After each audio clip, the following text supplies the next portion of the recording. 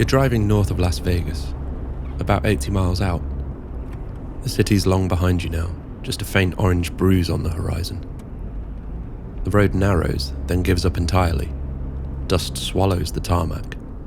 The headlights catch nothing but scrub and silence. The radio gave up an hour ago, just static now. Out here, the desert feels different. Still, but not empty. Like something's watching. Just past the edge of where the map gets vague, lies a place people used to speak of only in whispers. A place where the sky is said to bend and gravity forgets how it's supposed to work. Somewhere out in that darkness, beyond the fences, the motion sensors, the armed patrols, there's a facility built into the side of a mountain. One man claims he worked there. His story hasn't gone away since. Welcome to the Dreamland Motel. Here, we explore the rich tapestry of ufology and similar topics, but with a softer, more relaxing approach. So please, get comfortable, take a few deep breaths, close your eyes if you'd like. But before you do, if you enjoy what you hear, consider giving the video a thumbs up and subscribing to the channel. But it's not necessary, of course. You're also welcome to let us know where you're watching from and what time it is for you. If we've done our job right, you may eventually drift off. That's why we've added chapter timestamps for tonight's story. So whether you're new to the subject, exploring a new thread, or revisiting a familiar one, there's something here for you. Tonight, you'll be staying in room 115. The key's already on the counter. Now, let's begin. And we hope you enjoy your stay at the Dreamland Motel.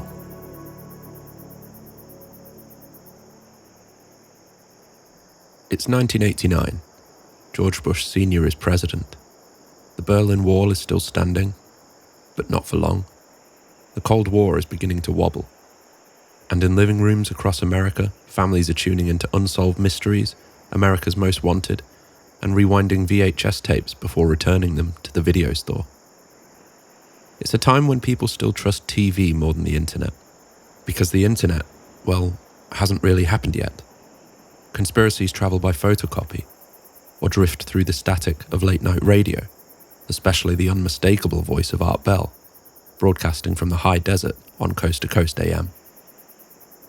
This is the year Bob Lazar appears on television for the first time. He's interviewed by George Knapp, an investigative reporter with a reputation for serious journalism, broadcasting on KLAS-TV in Las Vegas. He isn't Bob Lazar yet, at least not publicly. On screen, he's shrouded in shadow, he wears dark glasses, and uses the pseudonym Dennis. And what he claims about a base called S4, and technology not of this world, is about to ripple across time into our documentaries, our late-night debates, and our dreams. Bob Lazar isn't your typical whistleblower. He doesn't shout or demand to be believed. He speaks with a quiet focus of someone who's already made peace with how strange his story might sound. Born in Coral Gables, Florida in 1959, Lazar would eventually drift into the world of advanced technology, particle physics, and government secrecy. Depending on who you ask, he's either a misunderstood scientist or a master fabricator. Either way, his story begins in the early 1980s. Lazar claims to have degrees from MIT and Caltech, though records of these have never been found. Skeptics say he never attended. Lazar says his academic and employment history was scrubbed after going public. A Cold War-era erasure, just plausible enough to make you wonder. After all, it wasn't unheard of. In intelligence circles, the practice of record erasure, known as sheep dipping, was sometimes used to scrub a person's official identity for covert operations. Military files vanished, assignments were buried, and entire careers were tucked away into black projects. Compartmentalized until almost nothing remained. Whole lives were compartmentalized out of existence. Another reason his records may have disappeared could be tied to the nature of his time at MIT. On several occasions, Bob has implied that his work there may have involved research connected to a separate, classified project, unrelated to S4. He doesn't speak about it openly. Some sources have suggested that this project may not have been entirely moral in nature, which could explain his reluctance to divulge any details. To this day, very little is known about what this project might have entailed. But what we can confirm is that he worked at Los Alamos National Laboratory, at least according to the 1982 phone book and a newspaper article that labelled him as a physicist. It's not surprising that there was an article about him in the newspaper. At the time, he had strapped a jet engine to the back of his Honda, and it had left quite an impression. Bob was well known around the lab, partly because his jet car was so loud you could hear it coming from miles away. But it was more than a stunt. It was a glimpse into his fascination with propulsion and his willingness to explore the wilder edges of applied physics. That blend of curiosity, audacity, and quiet technical know-how, well, that's the Bob Lazar profile. And it's that profile that caught the attention of Edward Teller, the father of the hydrogen bomb. According to Lazar, the two crossed paths when Teller was giving a talk at Los Alamos.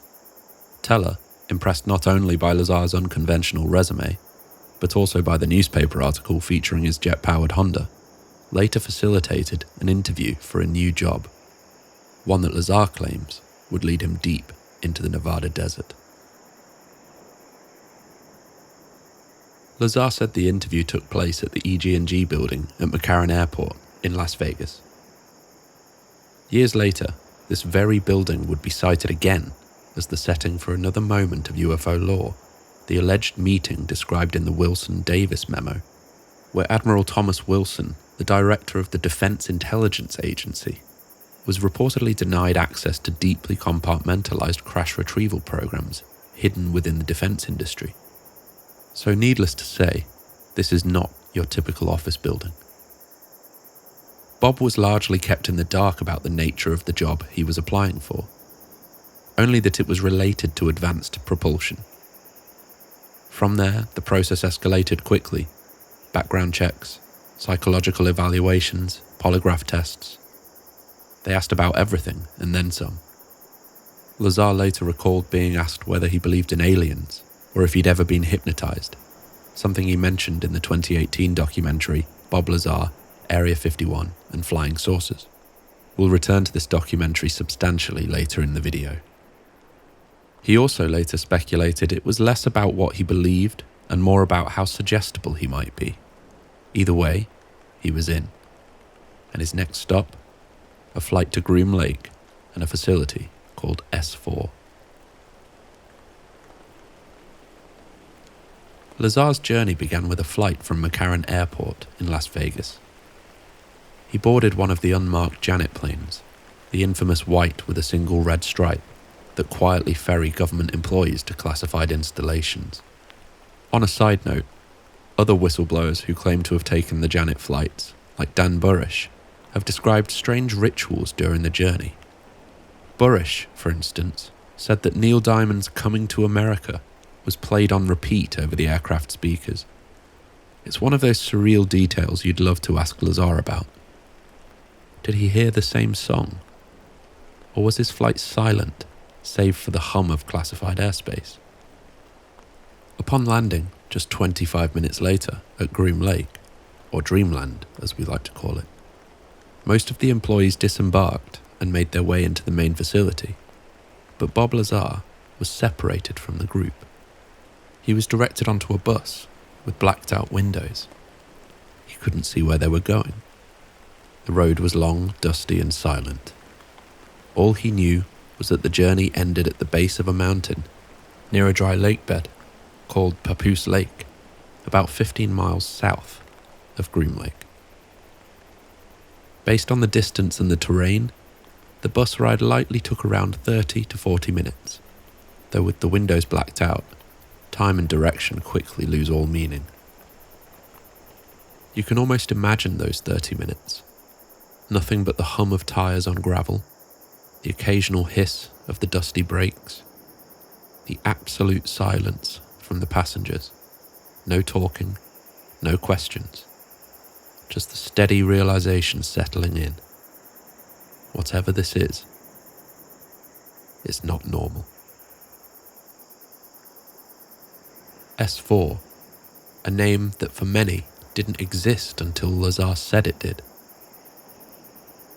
He described the facility as being carved into the side of the Papoose Range, a series of hangars with doors so precisely camouflaged they disappeared into the rock. His first steps into S4 were a taste of how tightly controlled every single movement would be from now on for the duration of his time at the site. He was escorted by armed guards through narrow corridors, told to keep his eyes forward, not to speak, and absolutely not to turn his head to look around. The guards didn't say what would happen if he did. They didn't have to. The message was clear. Look in the wrong direction, make one wrong step, and there would be consequences. Maybe even fatal ones. Eventually, he was ushered into a room, a small windowless box with the door shut behind him, left alone with a stack of briefing documents. That was it. No explanation, no orientation, just page after page of cold, technical language, mixed with some astonishing claims. Propulsion systems unlike anything on Earth. Recovered craft, plural. One allegedly unearthed from an archaeological dig. Even vague references to biological occupants. He wasn't allowed to take notes. He couldn't ask questions. All he could do was sit and read, outlining not only the project he'd be working on, but also broader claims about the origin of the craft itself. Lazar has often described his reaction to those briefings as a swirl of disbelief, excitement, and even doubt. The material read like science fiction, so much so that at times he wondered if it was part of some elaborate test. One detail in particular stood out, a reference to the Zeta Reticuli star system, identified as the point of origin for at least one of the recovered craft. Even Lazar has questioned this inclusion. He speculated that the detail may have been planted deliberately, a sort of fingerprint designed to trace any leaks back to him. Or perhaps a piece of disinformation crafted to discredit any potential leakers, by making them sound crazy. Among the pages were project code names, clean, compartmentalized, and as opaque as the work itself. Project Sidekick, for instance, appeared to reference tactical or defense applications. He never worked on this project, just read the name. Still, it suggested something darker, a step beyond understanding and towards using. There was also mention of Project Looking Glass. Though not part of his assignment, it stood out. According to what he read, it involved some sort of space-time manipulation, experiments with gravitational fields that might distort perception, or even allow glimpses beyond conventional time. It was the kind of phrase you read twice, and then wonder if you read it at all. Lazar's assignment was called Project Galileo, an effort to reverse engineer the craft's gravitational propulsion system. The briefings undoubtedly left Bob shaken, and possibly in a state of ontological shock. He said many times that had he not eventually seen the craft with his own eyes, he might never have believed a word of it. The documents alone felt surreal, too extraordinary, too absolute. But that would change, because soon, Lazar wasn't just reading about the technology, he was standing in front of it. It was during his third or fourth visit to S4 that Lazar says it happened, the moment that changed everything. Up until then, the experience had been surreal, but still abstract. Briefing documents, corridors, security clearances, words on paper. But this time, he was led down a new hallway and through a hangar bay door. And there it was. The craft he'd spent days reading about, now made real before his eyes. A flying saucer, resting innocently on its belly, illuminated by overhead lights. roughly 52 feet in diameter and about 16 feet tall, metallic and seamless. It didn't look built. It looked grown. There were no visible seams, bolts or rivets, just smooth curves and cold symmetry. Lazar would later say that it looked like it had been poured out of liquid metal and flash frozen in place.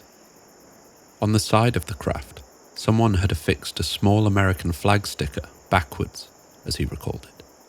A strange, almost absurd attempt to mark ownership on something that clearly didn't belong to any known nation. He walked around it carefully, slowly. Guards didn't speak. No one said what it was, they didn't need to. In that moment, he said the implications hit him harder than anything in the briefings ever had. At one point, almost unconsciously, Lazar reached out and let his hand brush against the surface of the craft. It was cold and smooth. He said it felt like metal, but somehow denser, heavier. Immediately, a stern voice barked at him from across the hangar. He'd broken protocol. He wasn't supposed to touch it. The moment quickly passed, but it stuck with him. The object he'd just read about was real, tangible, and under intense control. It was also the sensation of that touch, the flawlessly smooth, almost fluid exterior, that inspired Lazar to nickname it the sport model. The surface reminded him of the bodywork on a high-performance sports car, aerodynamic, minimalist, purposefully engineered, a demonstration of the perfect symbiosis between form and function. It wasn't an official designation, just something he started calling it, and it stuck. The exact order of events becomes hazy in hindsight, understandable when you're processing paradigm-shifting information on a daily basis. But it was around this time that Lazar was introduced to the man he would be working with, a senior technician named Barry. Lazar wasn't permitted to interact with anybody else on the base. His world at S4 consisted of exactly two people, Barry, his technical partner, and Dennis, his superior. It felt like a buddy system by design. Everyone else was off limits. Barry had already been involved in the project when Lazar arrived. Their relationship, whilst professional, became one of the few familiar touch points in an otherwise alien environment. He was quiet, measured, and rarely offered more information than was strictly necessary. But over time, the two developed a rhythm. Dennis, on the other hand, represented authority. He was aloof, procedural, and not particularly warm. He delivered briefings, enforced rules, and made sure everybody stayed inside the lines. Lazar got the impression that Dennis knew more than he was saying, but sharing wasn't part of his job description. On days when Lazar felt comfortable enough, he asked probing questions to Barry, trying to peel back more than what was offered. Barry sometimes answered. One of those questions was about his predecessor, the person that had worked on the craft before him. Barry didn't say much, but what he did say left an impression. According to Lazar, the previous scientist had died, under circumstances that were never fully explained. Apparently, in desperation, they tried to cut into the power source for the craft, leading to some sort of explosion, and the death of his predecessor. It wasn't discussed again. Barry did let one other detail slip. He mentioned that there had been a Russian presence at the base, referring to them somewhat derisively as the commies. According to Barry, despite ongoing Cold War tensions, there was intense cooperation between the Russians and the Americans at S4 and in the surrounding area. But after some kind of major breakthrough, and Barry didn't say what, the Russians were swiftly removed from the facility and never returned, slowly but surely. Bob was granted minor insight into the inner workings of S4, and in addition, the layers around the sport model began to peel back. Lazar's day-to-day task wasn't glamorous. It wasn't high-tech wizardry or cinematic breakthroughs. It was methodical, controlled, repetitive. He was assigned to study a reactor that had been removed from the craft, lifted from the centre of the sport model like a heart taken from a machine. The goal was clear: figure out how it worked. It was a small, half-dome shaped device. Imagine half a basketball sat on a square plate, seamless and featureless.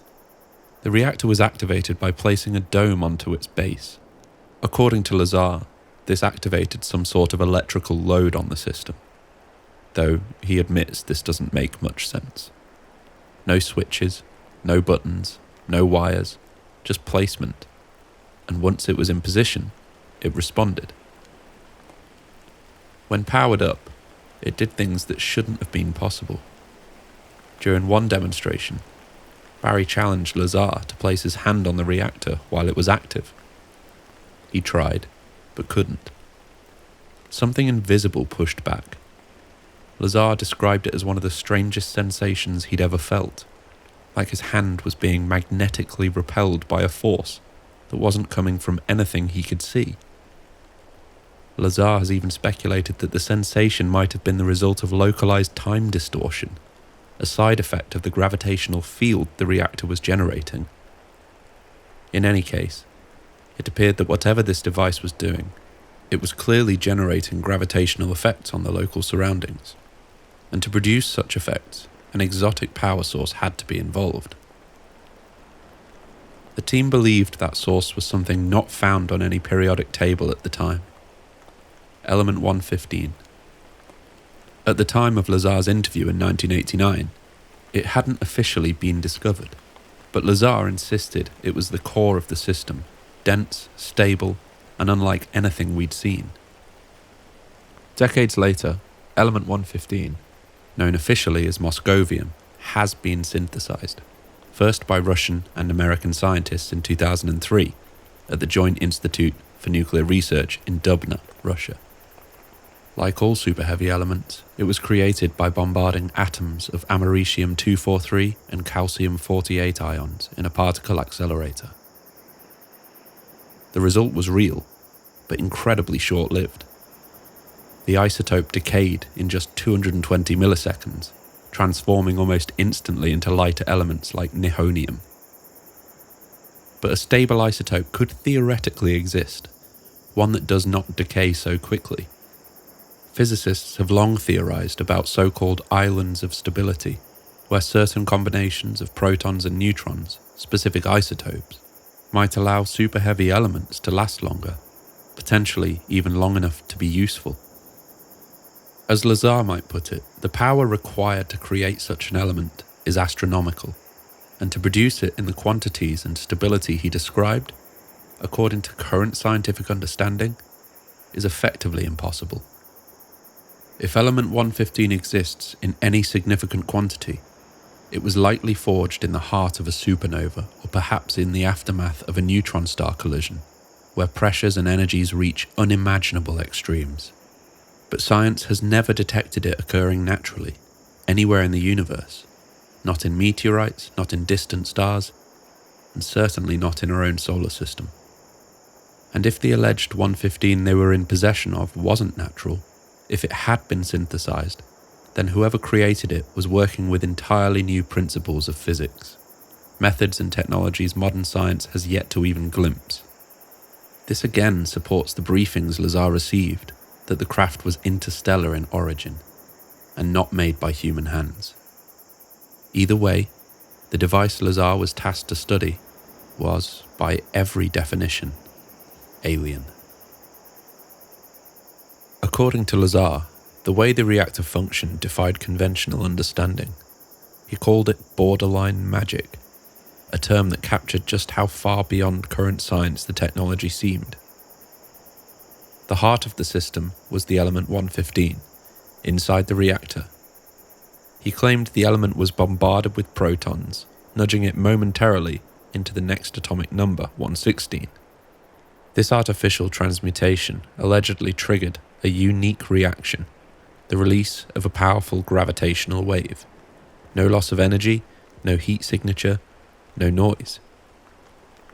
Notably, gravitational waves weren't confirmed to exist until 2015, when LIGO, based in Hanford, Washington, and Livingston, Louisiana, detected them for the first time, decades after Lazar first described them. At the time of his testimony, gravity waves were a theoretical concept, but not a particularly mainstream one. Unlike the gravity we know, this wasn't a passive field. It was a focused distortion of space-time. The reactor didn't just generate energy, it generated curvature. Lazar described this distinction using two terms, gravity A and gravity B. Gravity B, he said, is the gravity that we're all familiar with, the large-scale gravitational pull of planets and stars. Gravity A, by contrast, operates on a much smaller microscale. According to Lazar, it's this form of gravity emitted by the reactor that allows the craft to bend space-time locally. Eventually, Lazar would get to see the reactor in action, used not in isolation, but inside one of the craft. But we'll get to that later in the video. Despite these revelations, Lazar was clear about one thing. They didn't really understand how it worked. Not fully. The effect could be observed, measured even, but the mechanism behind it was beyond anything he or his colleague could replicate. He once compared the situation to dropping a small nuclear reactor into Victorian England. People might observe it, be fascinated by its heat or energy, and maybe even recognize that it does something extraordinary. But the underlying science, radioactivity, nuclear fission, advanced metallurgy, would be entirely outside their frame of reference. That, Lazar said, was what it was like working on the reactor. Eventually, Lazar was permitted to step inside the craft, just once. This wasn't just for curiosity's sake. It was determined to be a critical part of understanding how the systems work. The placement of the components, especially the reactor, might reveal something about how the craft operated as a whole. Bob approached the craft slowly, with the eyes of the security team watching him. He climbed up a narrow, almost flimsy-looking ladder to reach the entry point. With each step, the reality pressed in. He was about to step into something not from this world. Lazar never dramatized it, but the tension must have been enormous. It wasn't just professional curiosity, it was awe, trepidation, a quiet, overwhelming sense that once he entered, nothing would ever seem ordinary again. The interior was smooth, metallic, and strangely minimalistic. The atmosphere, he said, was ominous, uncannily silent, and bathed in a single dark pewter tone that covered everything. There were no sharp angles. Everything curved. The walls, the floors, even the seats appeared to flow into one another, as if the interior had been moulded from a single material. Lazar described that it looked like it had been moulded out of hot wax, then hardened into place. There were 3 small seats, arranged around a central column. Far too small, Lazar said, for any average-sized human. Again, everything was this same dull colour, with no visible seams or welds. There was no visible control panel, no displays, no wiring, no bathroom. Nothing for comfort, and nothing for aesthetics. It didn't feel like it was built for long journeys, or for anything human. There were no cables, no engine bay, nothing resembling a conventional power source, just the reactor, sitting silently in the centre of the 3 seats, as if it belonged there not by design, but by necessity.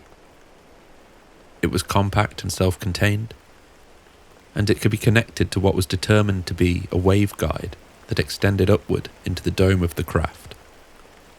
Whatever it was doing, it wasn't mechanical. It was something else entirely. While inside the craft, Lazar couldn't help but notice another team working. He was not permitted to interact with them in any way, not even to make eye contact. Even accidentally meeting someone's eye line could have had drastic consequences. The team appeared to be studying a translucent panel embedded in an archway, which itself was integrated into the broader superstructure of the craft. It didn't look like any material that he recognized, certainly not conventional glass or plastic. It was just another mystery he would never be allowed to ask about. Knowing what we know now, it could have been some sort of advanced smart glass, perhaps meant to provide observational capability for the craft's occupants. But really, this is just speculation. And since Lazar wasn't allowed to communicate with the other team, he could never know for sure what it was or how it worked. Lazar often expressed frustration at this extreme compartmentalization of the project. While he understood the reasoning behind it, security, secrecy, control, he believed it also severely hampered progress. Information was siloed, collaboration was non-existent, and no one person, as far as he could tell, had access to the full picture. It was like trying to solve a puzzle while only being allowed to see one piece. The craft itself, Lazar said, had at least 2 other levels, an upper and a lower section. He was never allowed in the upper level, but based on what he could observe, in particular the black window-like panels visible on the exterior of the craft, he speculated that it may have housed the craft's navigation compartment, possibly even a planar array system used for guidance or orientation. But again, this was just educated guesswork. His access, like everyone else's, was strictly limited. He was, however, allowed to lower himself into the cramped lower level of the craft. This area was accessed through a honeycomb-style hatch, one of the few features whose function Lazar said he fully understood. It was a simple, elegant kind of doorway, collapsing open with geometric precision. To him, it was an incredibly clever and efficient little piece of engineering, proof that even in a craft so alien, there was still room for small, comprehensible brilliance. In that lower level, Lazar encountered what he referred to as the gravity amplifiers. There were 3 of them, tubular, fixed in place beneath the reactor, each mounted on a gimbal-like system that allowed them to pivot and reorient up to 180 degrees. Their surfaces were smooth and metallic, like the rest of the craft, and they had no visible wiring or fasteners. According to Lazar, these amplifiers were responsible for directing the gravitational distortion fields generated by the reactor, focusing and steering them in coordination with the craft's movements. As extraordinary as this experience was, Lazar knew that the sport model wasn't the only craft housed at S4. He recalls just once seeing all of them. Now, timelines blur over the decades, but on one particular occasion, the interconnecting hangar doors between the bays were all open. From his position, Lazar could see into each one, and in that moment, every single craft was visible. It must have been, by any measure, a jaw-dropping sight. The kind of moment that sears itself into memory, not just strange, but history rewriting. 9 craft in total, each one different in shape and size, but all sharing that same eerie, non-human design. One looked almost angular, with sharp lines and a flatter form. Another resembled a kind of metallic jello mould, round, strange, and seemingly impractical. A third was bulkier, almost top-heavy, while another appeared to be damaged or disassembled. One, Lazar thought, even looked newer, sleeker, like it had arrived more recently. The variety alone was staggering, and if they were all real, it suggested something even bigger, that maybe they didn't come from one place. Maybe they came from many places.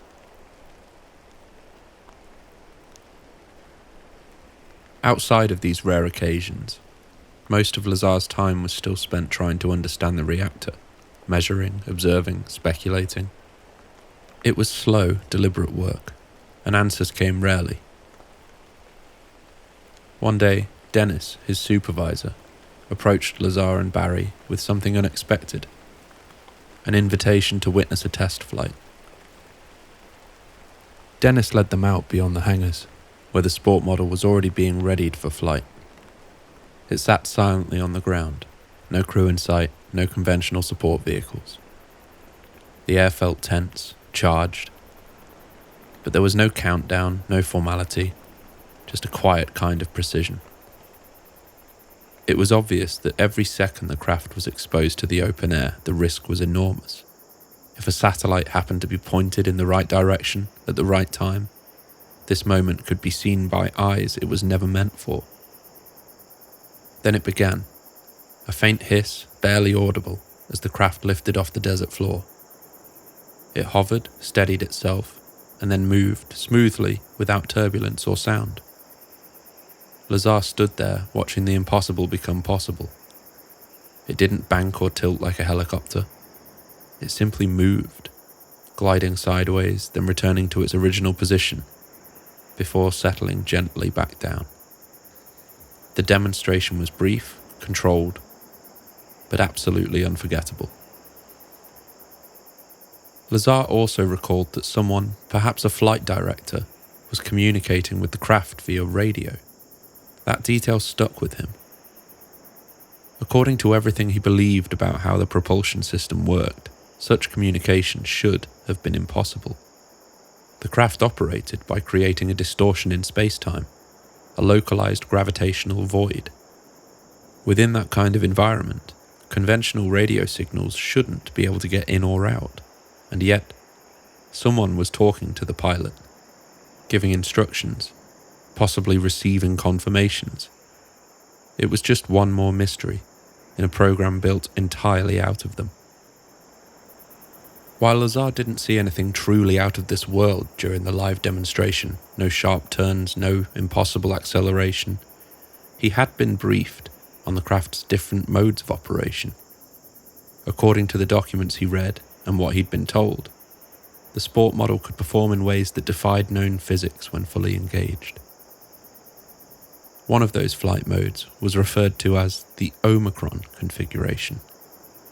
In this orientation, the craft would tilt belly first towards its intended direction of travel, aligning all three gravity amplifiers into a focused convergence.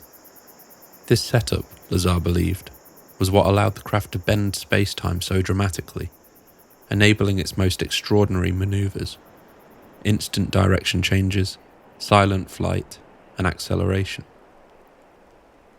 Effectively, in this configuration, the craft wouldn't travel in the traditional sense.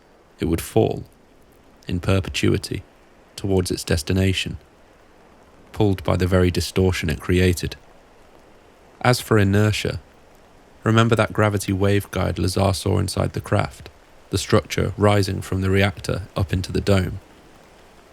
According to Bob's understanding, it created a sort of distortion field, forming a bubble around the entire craft. Inside that bubble, space itself was being manipulated. To an outside observer, the craft might appear to move sometimes violently, but those inside wouldn't feel a thing, because they weren't technically accelerating. They were stationary within their own local frame of space-time, while the universe warped around them. To witness these truly spectacular maneuvers, Lazar explained, you need to see what was called a high-performance test. These weren't casual demonstrations. They were typically conducted at night, when the craft could be flown at altitudes higher than the surrounding mountains, hidden under the cover of darkness. Eventually, Lazar received a flight test schedule. Wednesdays, he was told, were the preferred day. Traffic on the nearby highways was lowest midweek, reducing the chances of an unexpected witness. But that knowledge, once gained, would ultimately land Lazar in some serious trouble. Being granted access to a program like this, something buried under the layers of classification and wrapped in near total isolation, came with extreme conditions. Lazar couldn't speak about his work, not even in vague terms. He couldn't explain where he was going or why. And that kind of silence, maintained over weeks and months, begins to eat away at everything else. At home, his marriage began to strain under the pressure. After all, how do you build trust when you're not allowed to share your reality? Where there were once conversations, there were now absences, gaps, secrets. And when you're living with something as enormous as this, the silence isn't quiet, it's corrosive. The work schedule only made things worse. It was sporadic, unpredictable, and deeply inconvenient. He would often receive late-night phone calls telling him that he needed to be at McCarran Airport within the hour to catch a Janet flight out to the test site. He couldn't simply say no. He couldn't explain why, and to someone on the outside, especially a spouse, it didn't look like work at all. Even for someone with Bob's eccentric scientific background, it wouldn't be unreasonable to assume something else was going on, maybe even that he was being unfaithful. The secrecy didn't just isolate Lazar from the outside world, it began to isolate him from the people closest to him. Another condition that Bob had to agree to when taking the job was personal surveillance, on and off site. Not just to ensure he wasn't leaking information or acting as a foreign asset, but to quietly monitor his stability. Was his life predictable? Were his relationships solid? Could he be trusted, not just today, but 6 months from now? Access isn't a matter of credentials, it's about control. And trust in this world has to be re-evaluated constantly. This is a commonly reported aspect of being an insider to classified programs. This cocktail of secrecy-induced tension and intimate invasion of privacy obviously creates a volatile situation, one in which your handlers may know things about you that you don't even know yourself. They study your behavior, your routines, your stress points. And if they discover something damaging, an affair, a financial issue, a moment of instability, they may not confront you about it. They simply hold on to it. Leverage, if ever needed. In this environment, privacy doesn't just disappear, it's weaponized. For a time, Lazar's involvement in the program settled into a rhythm, steady if unnerving. Each visit was tense. After all, his day job was to attempt to reverse engineer an alien spacecraft allegedly from Zeta Reticuli under the constant gaze of armed guards. He worked in total isolation, knowing the man who came before him had died under circumstances never fully explained, and no one he loved even knew where he was. But unbeknownst to Lazar, his private life was on shakier ground than he realized. Out of respect for his privacy, the details are best left vague. But whatever the issue was, it raised enough concern with his employees to warrant action. His participation in the program was quietly put on hold. More troubling still, he was placed under direct human surveillance. To be blunt, this freaked Lazar out. He was being followed. His employer, once responsive, had gone completely silent, and given the cold, unyielding nature of the program, it wasn't irrational to wonder whether his life might now be in danger. It begs the question, whistleblower or not, what are the options when it comes to leaving a program like this? These aren't jobs you simply resign from. There is no exit interview, no farewell party, and even if there were, what exactly do you return to? Even if you survive the experience, it changes you. How do you go back to ordinary engineering work, designing circuitry or debugging propulsion algorithms after you've tried to reverse engineer a craft that seems to warp the rules of physics? What job could possibly compare? What reality? Many whistleblowers, and plenty of anonymous insiders, described their time in unacknowledged special access programs as a kind of prison, one without walls, but with plenty of watchmen. You're not behind bars, but you're not exactly free either. The weight of what you've seen, combined with the threat of what might happen if you speak out, creates a psychological cage, and for some, the deeper tragedy isn't just that they can't talk about it, it's that no one would believe them even if they did. Eventually, the pressure reached a boiling point, and Lazar made what could be reasonably described as a less than smart decision. On the other hand, this set off a chain of events that may have fortuitously aided in his survival. He started to talk, First to a few trusted friends. Among them was John Lear, a well-connected pilot and UFO researcher whose own beliefs made him more open to Lazar's claims. More on John Lear later. Whether out of desperation, curiosity, or the need to unburden himself, Lazar began to share what he had seen. But talk wasn't enough. He wanted to prove it.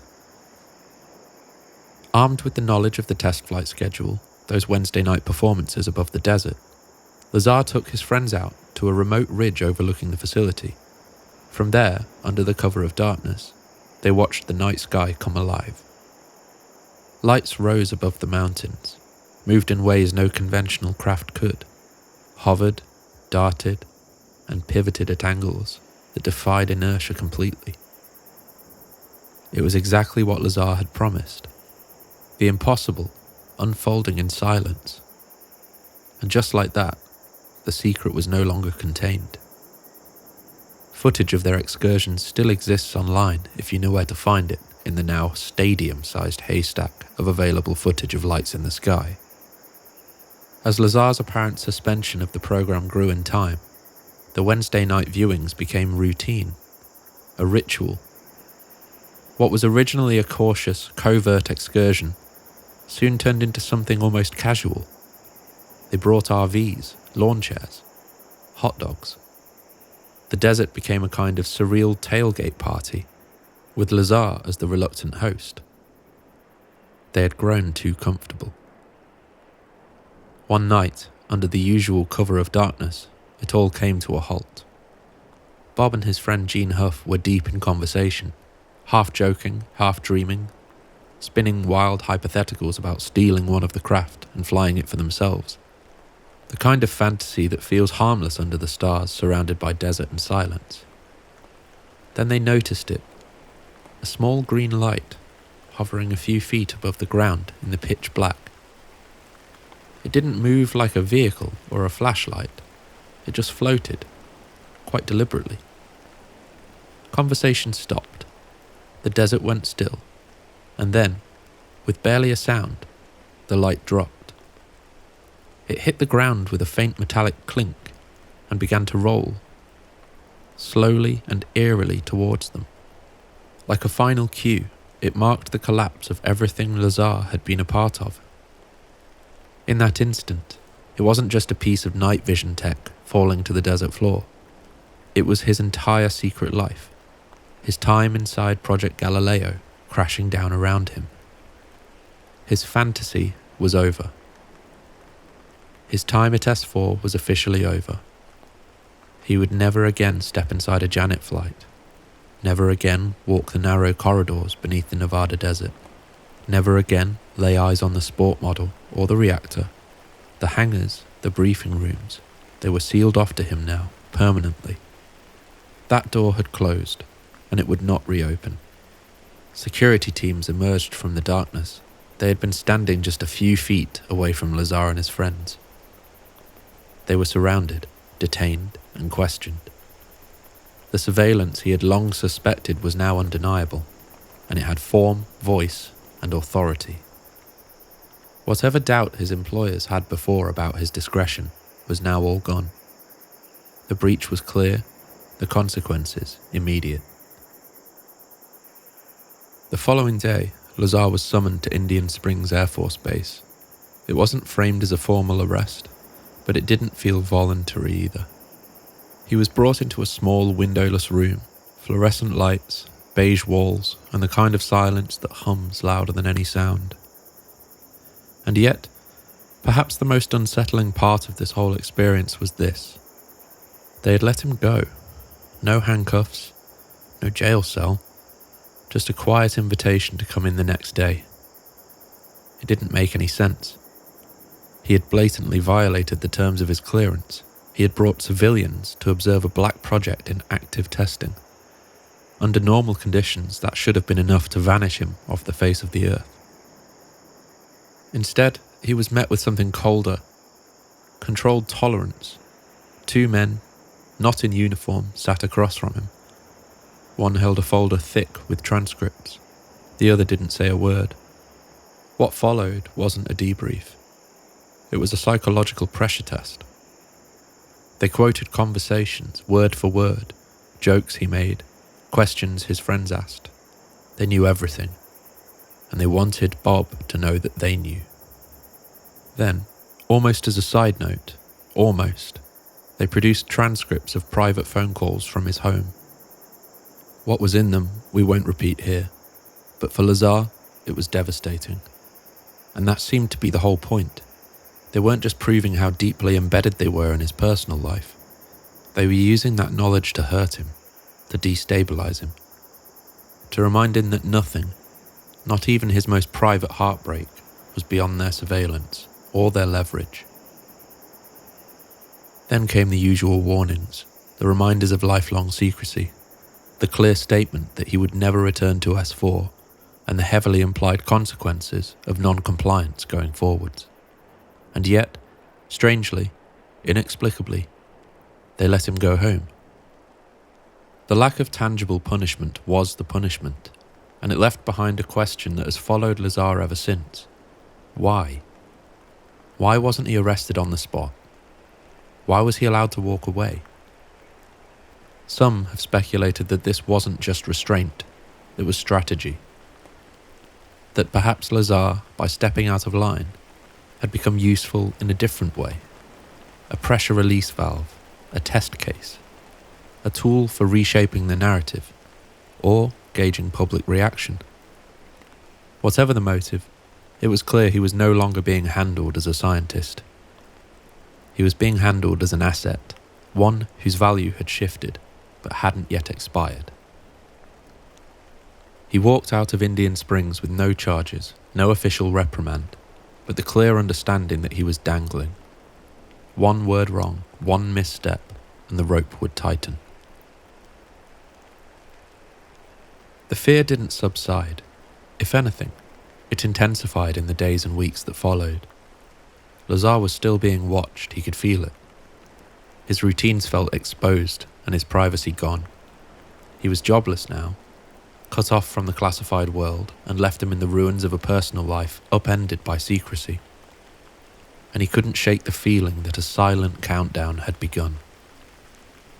In Bob's mind, there were only two options: stay quiet and wait for the day they decided he was no longer worth the resources to monitor, when silence might come with finality, or tell the story. Shine a spotlight so bright that any move against him would only draw more attention. He could either disappear into darkness or stand in full view and dare them to erase a man who the world was watching. So Bob faced one of the most difficult decisions in his life.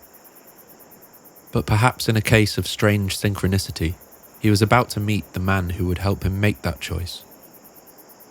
George Knapp, a respected investigative journalist with KLAS-TV in Las Vegas. Knapp already had a growing interest in ufology, thanks in part to his acquaintance, the aforementioned John Lear. Lear's father had founded the Learjet Company, and while John himself had drifted deep into the conspiracy world, his family's aviation legacy granted him access to sources that few others had. Some of those sources, combined with Lear's own passion, had pushed him into some of the wildest corners of the field. One day, Lear walked into the KLAS newsroom with a thick stack of documents and slammed them onto the reporter's desk. "This is the biggest story you will ever cover in your life," he said. "It's about a cover-up of massive proportions. You're going to become famous. You've got to do this story." The documents were met with polite disbelief and gently slid back across the desk. The reporter was convinced that if it were true, he'd have heard about it already.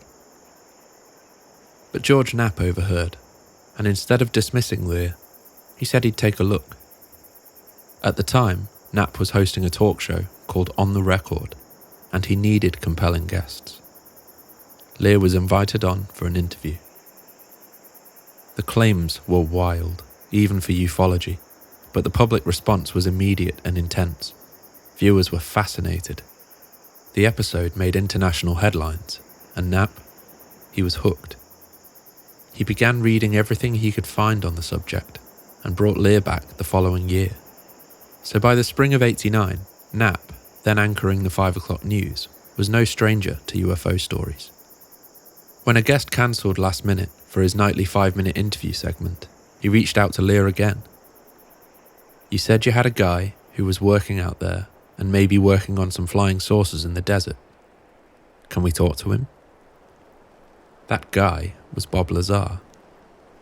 Lear had been one of the few people Lazar confided in, and as it happened, Bob was right in the middle of wrestling with the impossible decision to stay silent or go public. The timing was uncanny, like fate. And Bob's decision? Call his former employer's bluff. If he was going down, he was going to make it as loud as possible. Within hours, Lazar was in front of a camera, silhouetted, and going by the name Dennis, perhaps a subtle jab at his former superior. And with that, one of the most explosive claims in UFO history entered the public record. Area 51, S4, 9 flying saucers, antimatter reactors, aliens, the whole shebang. According to Lazar, it wasn't fiction. It was his job. The reaction was incendiary and overwhelming. Phone lines at the station lit up. Viewers flooded KLAS with questions, theories, and stories of their own. Some were thrilled, others were furious, but almost no one was indifferent. The story had struck a nerve, and Knapp knew it. It wasn't just the content that day, it was the delivery. Lazar didn't sound like someone chasing fame. He sounded nervous, but measured, like someone who didn't want to be there, but felt he had no other choice. Knapp, already intrigued, now felt obligated to follow up. If Lazar's story was true, even partly, it was the biggest story he'd ever touched. So he began to dig. He looked into Lazar's employment history, education, personal background, anything that could tie him to the places he claimed to have worked, or the people he claimed to have known.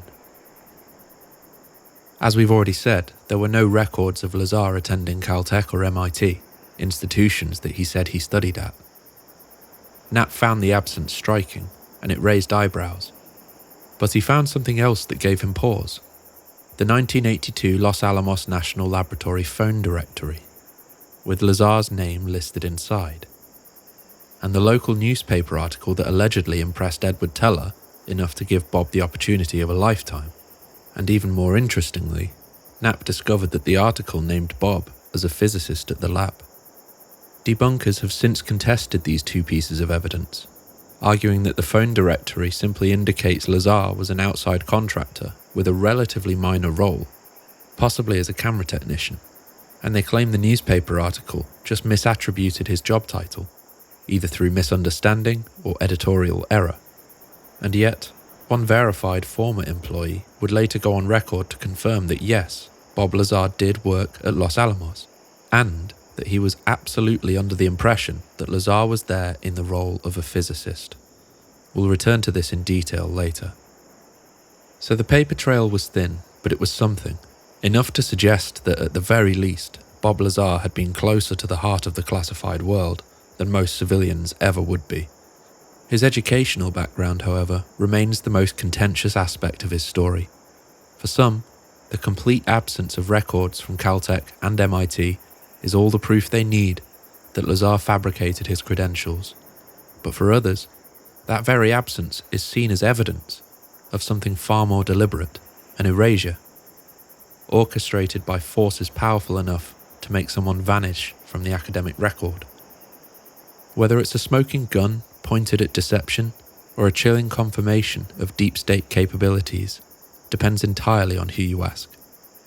But if you ask me, who works at Los Alamos in any capacity without any formal educational record beyond high school?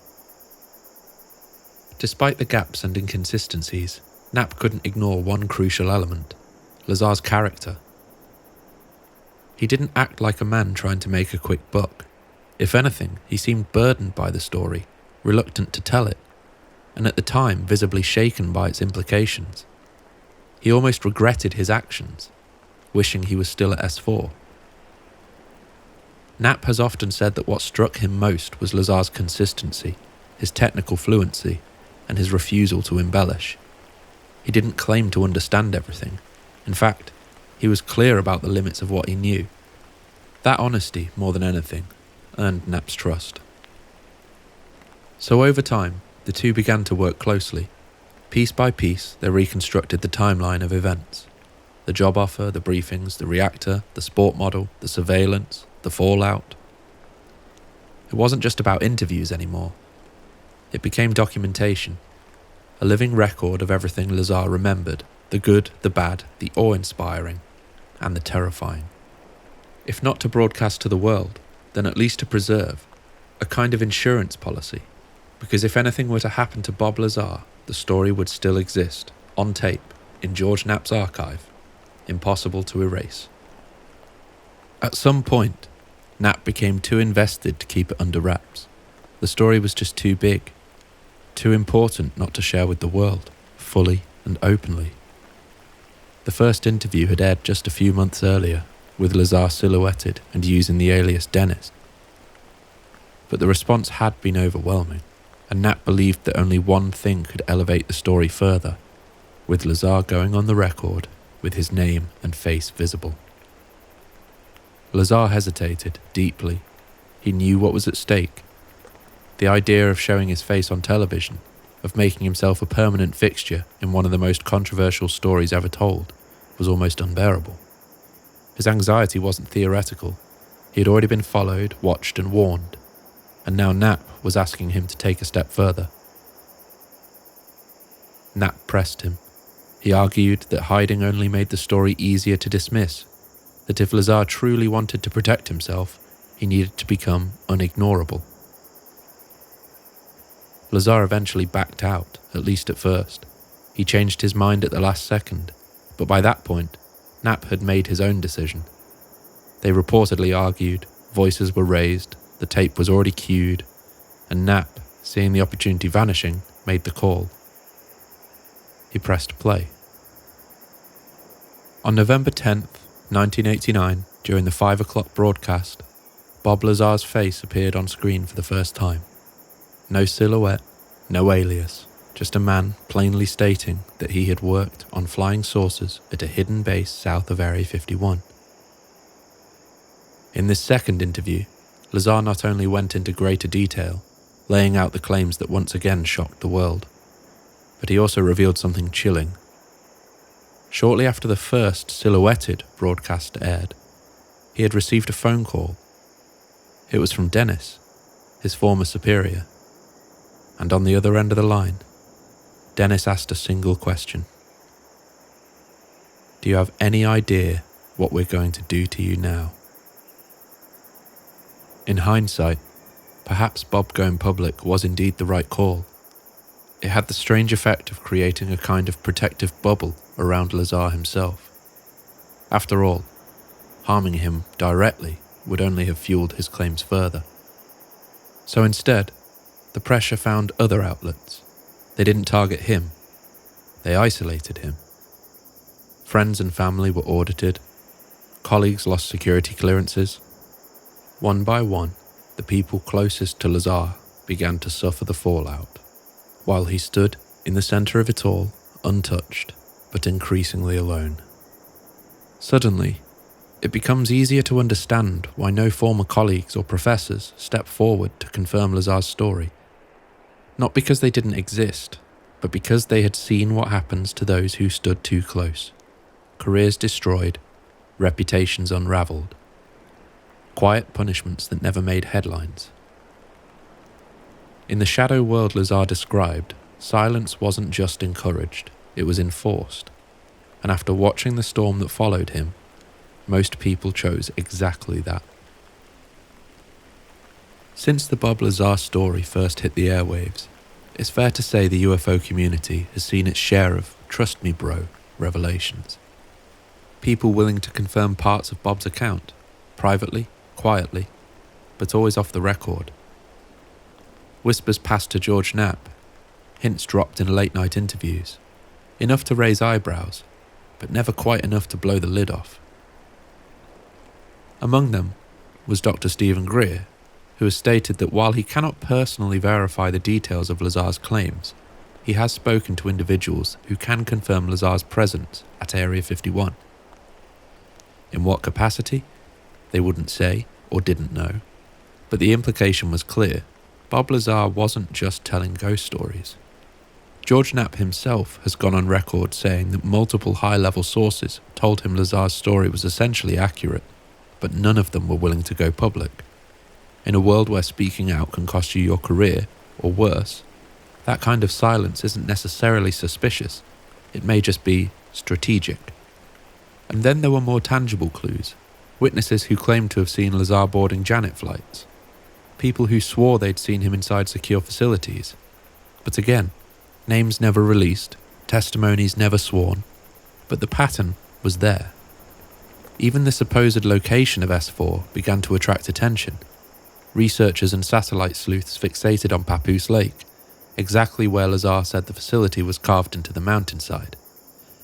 While no one has captured definitive proof of camouflaged hangar doors, the restricted nature of the area and its sudden heightened security after 1989 was enough to make some wonder. And let's not forget, some of the more outlandish details in Lazar's story have aged surprisingly well.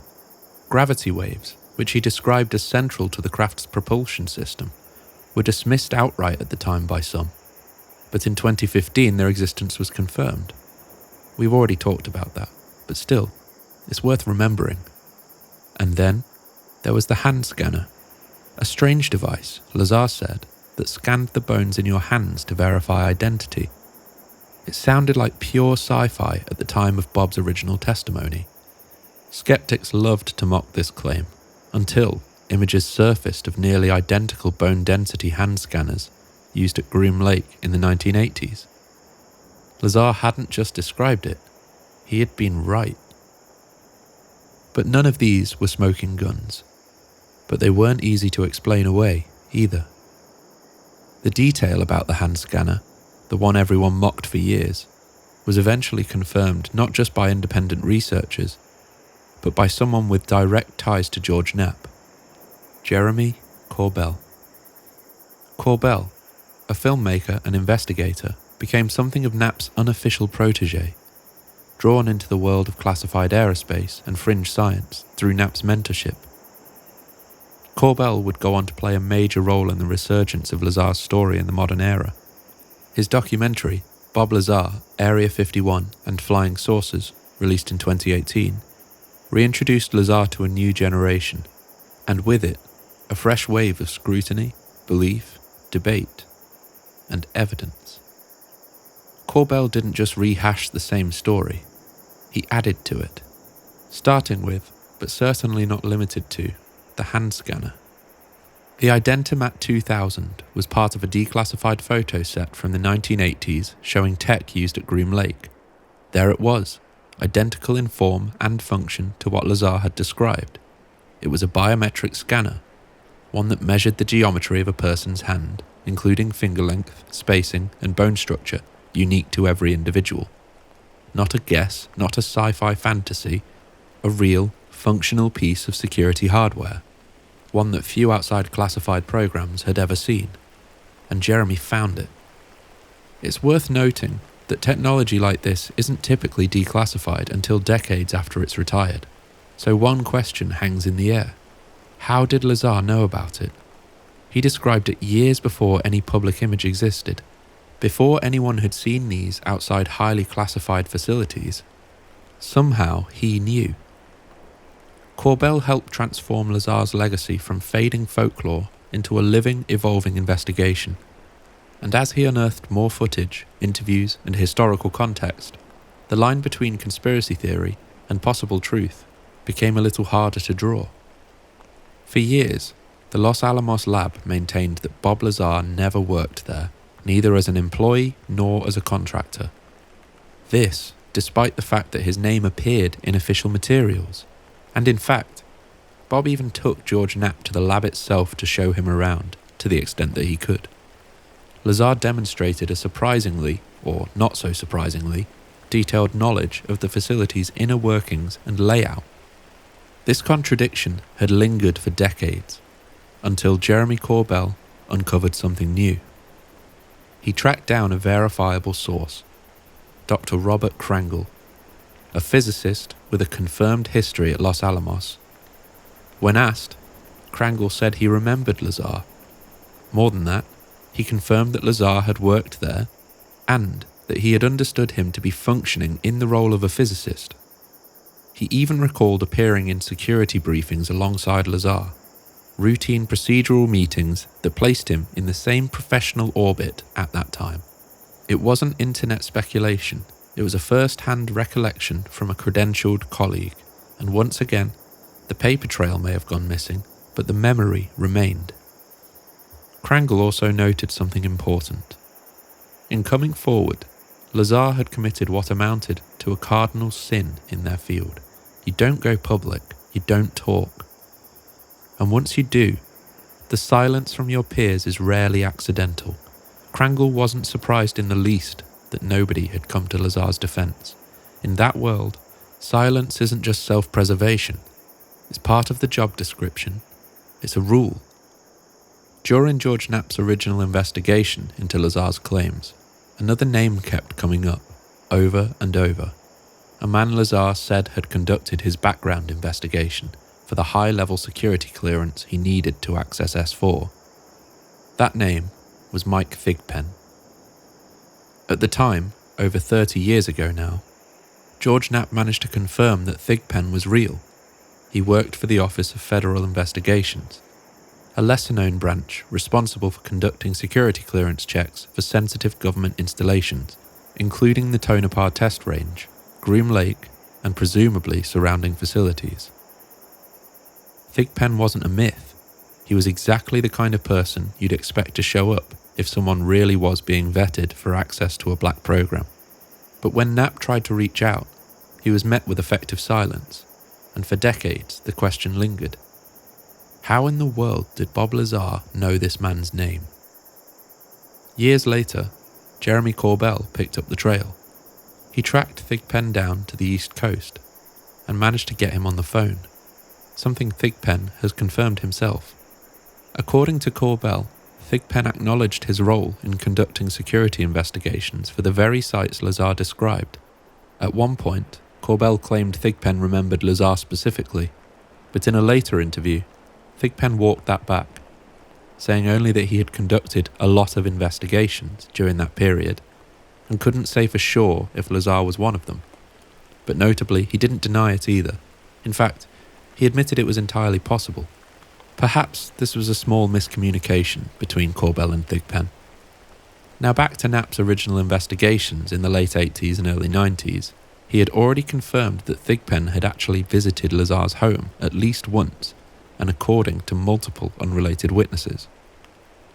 In one version of events, recounted by Lazar's close friend Gene Huff, Thigpen was allegedly accompanied by other agents and searched Lazar's home and belongings. While Thigpen has never confirmed that specific event, he did offer a curious alternative explanation. He may have been there, he said, to ask Lazar about his friend Jim Tagliani, who was undergoing his own clearance process for work at the Tonopah Test Range. That explanation struck some as strange, because if Thigpen had been conducting a routine background check on Tagliani, a search of Lazar's home would have been highly unorthodox, possibly even unconstitutional. This series of events was later backed up by Corbell's investigation. Along with verifying Thigpen's identity and role, he uncovered physical evidence, a handwritten note, a calling card, signed by Mike Thigpen and left at one of Lazar's friends, presumably during the original background investigation. It was a tangible physical artifact, a fragment of the 1980s, and another piece of Lazar's story that improbably held up. The importance of Corbell's investigation cannot be overstated. What's strange, almost uncanny, is how seamlessly it synced with Knapp's work, as if the two investigations were somehow working in tandem across time and space, decades apart. They ended up tracing the same paths, verifying the same names, chasing the same truths. It was as if Lazar's story had gravity of its own, drawing people into its orbit, years or even lifetimes apart. with each generation picking up the thread exactly where the last had left it. Perhaps among the more provocative moments in Corbell's work, notably his documentary, wasn't something Lazar said outright. It was what he didn't say. There's a moment, brief but loaded, where Corbell presses Lazar on whether he ever managed to keep a sample of element 115. They appear to be in Lazar's backyard, intentionally chosen to move away from any potential listening devices or surveillance. Cell phones had been turned off, and they were operating with just a single camera, just a record. Lazar hesitates, smiles, but doesn't answer. Corbell doesn't press further. The subject lingers in the air like an unfinished sentence. It's not a confirmation, but it isn't a denial either. Frustratingly, the scene ends at this time before we have a chance to learn more. To add another layer to this enigma, Lazar has claimed that at one point a quantity of element 115 was transported to Los Alamos National Laboratory for examination. To maintain secrecy, it was apparently labelled under a new name, LA-1000, ensuring that even the scientists working on it had no idea what they were handling. This kind of covert labelling isn't unheard of in classified research, and it adds weight to Lazar's claims that efforts to understand the material were underway in complete secrecy. Perhaps, though this is pure speculation on my part, it's worth considering whether Lazar himself may have been involved in the transfer process to Los Alamos. Given his confirmed ties there, and with his familiarity with both the personnel and the facility, it's not hard to imagine that he had access. And if there was ever a moment to quietly walk away with a sample, that may have been it. Either way, we can reasonably assume that in the missing scene from Corbell's documentary, Lazar divulges information on element 115 and how he might have smuggled some out of S4 for himself. Then, in what many have described as a coincidence beyond measure, the FBI showed up. The day after Lazar allegedly divulged information about possibly taking some element 115 and where he might be hiding it, his business, United Nuclear, was raided by federal agents. The official reason given by the FBI was relatively mundane. Authorities were looking into a sale of potentially controlled materials to a person of interest. It was framed as a paperwork issue, an inspection of inventory and sales records. But according to Lazar and Corbell, the raid was far more intense than expected. Hazardous material teams were present, multiple agencies were involved, and the search was described as unusually thorough, which raised an obvious question. If this was just about a receipt, why bring hazmat? The implications were impossible to ignore. Lazar had just, on camera, brushed up against the idea that he still possessed a piece of the impossible, and suddenly he was under federal scrutiny once again. It may have been nothing, or it may have been the quiet confirmation of everything. While Bob may express a strong reluctance to confirm verbally and explicitly whether he ever took possession of element 115, the fact remains. A tape exists. It appears briefly in Corbell's documentary. Grainy, unremarkable. Come to think of it, much like everything else in ufology. The footage shows a small metallic setup, no labels, no narration, no sign of Lazar himself, just an object and a device with little context provided. It's underwhelming, deliberately so perhaps. The tape leaves us with more questions than answers. Was it meant as proof, a hint, or simply a breadcrumb for the initiated? The tape doesn't answer, and neither does Bob. But for those who believe he once held a piece of something not of this world, this was the closest thing to physical evidence they'd ever seen. And George Knapp, for his part, witnessed the experiment at Lazar's house. He states it was a sort of cloud chamber experiment, a device that reveals the path of charged particles as they move through vapour. According to Knapp, when light passed through the chamber and around the material being tested, it didn't behave as expected. The light, he says, bent around the object. It wasn't theatrical, just a faint but unmistakable distortion, something that, to Knapp's untrained eye, stood out. Now, he doesn't make grand claims about what it was, but he does stand by what he saw. With the release of Jeremy Corbell's documentary, Lazar has once again stepped into the limelight, whether he wanted to or not.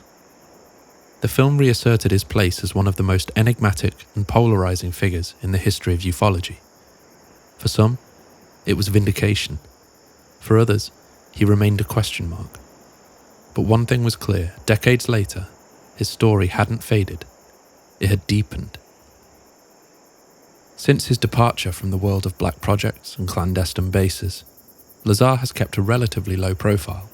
He founded and runs United Nuclear Scientific, a business that supplies scientific equipment, rare elements, and educational materials. It's a quiet, technical life, at least on the surface.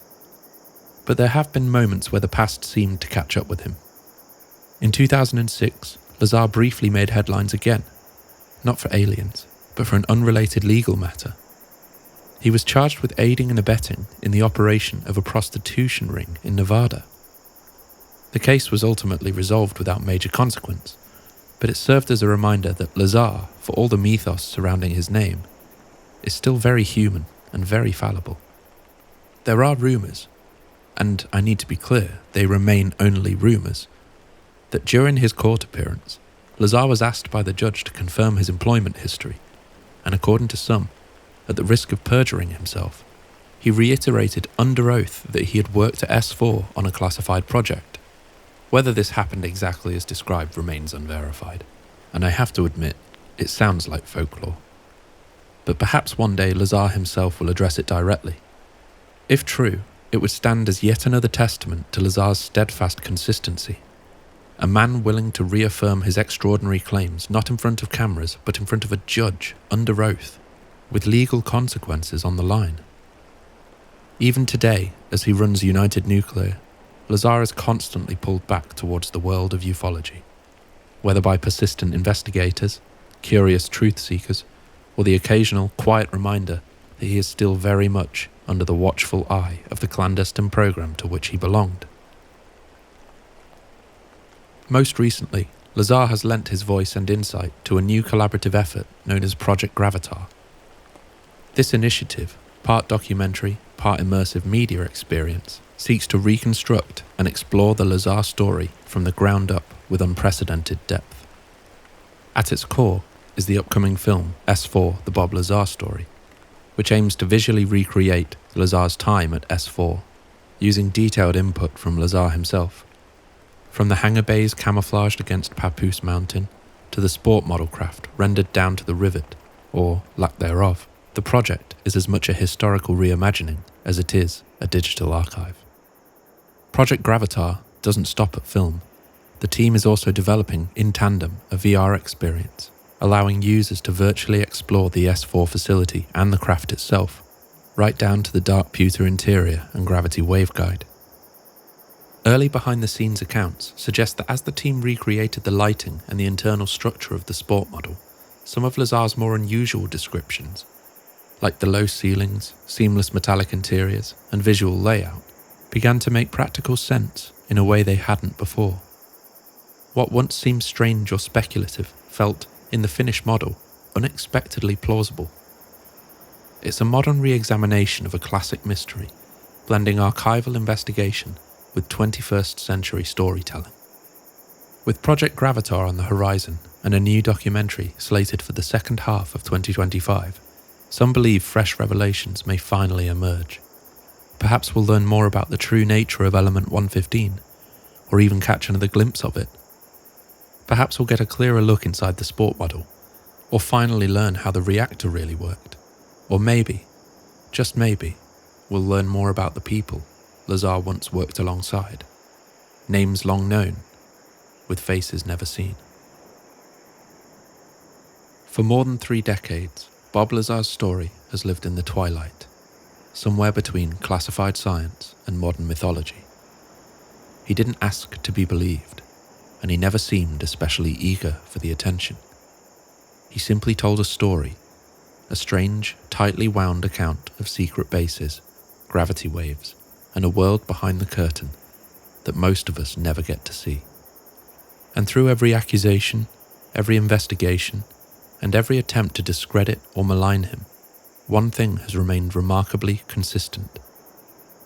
Bob Lazar.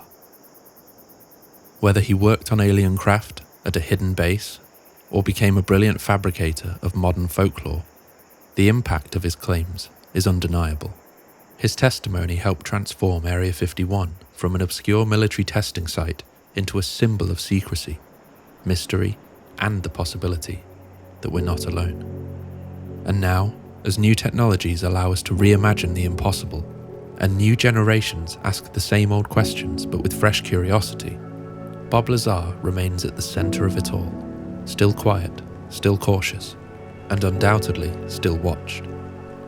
Maybe history will prove him right, maybe it won't, but either way, his voice echoes through the static, through the silence, and through the desert wind. That concludes our story of Bob Lazar tonight. Once again, if you enjoyed the video, please do consider giving it a thumbs up and subscribing to the channel. Drop your thoughts in the comments below. Thank you for staying with us at the Dreamland Motel. We hope your stay was a pleasant one, and please, do come back again soon.